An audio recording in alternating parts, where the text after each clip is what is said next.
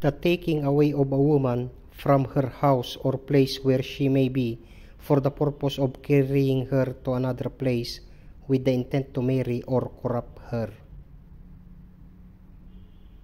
Answer: abduction. If a woman is transported from one place to another by virtue of restraining her of her liberty, and that act is coupled with lewd design.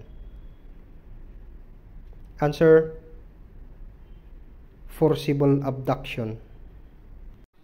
If a woman is transported just to restrain her of her liberty, there is no lewd design or lewd intent.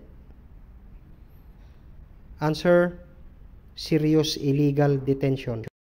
If a woman is carried away just to break her will, to compel her to agree to the demand or request of the offender. Answer: grave coercion. When the victim dies or is killed as a consequence of the detention. Answer: special complex crime of kidnapping with murder. A crime committed when a multitude of persons rise publicly in arms for the purpose of overthrowing the duly constituted government to be replaced by a government of the rebels. Answer: rebellion. If a group of persons belonging to the armed forces makes a swift attack accompanied by violence, intimidation, and threat against a vital military installation for the purpose of seizing power and taking over such installation, what crime or crimes are they guilty of? Answer: coup d'etat.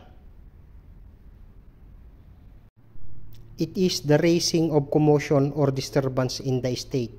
It is sufficient that the public uprising be tumultuous. The purpose may be political or social. Answer: sedition. It is a deficiency of perception or lack of foresight, the failure to foresee impending injury, toothlessness, or failure to use ordinary care. Answer: negligence.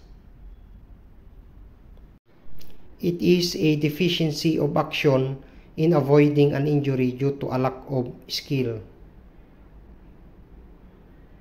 Answer: imprudence. Study smarter, not harder. Under the syllabi or table of specification, 12 items or questions will be sourced from the topics below. Crimes against national security. Crimes against the fundamental laws of the state. Crimes against public order. Crimes against personal liberty and security.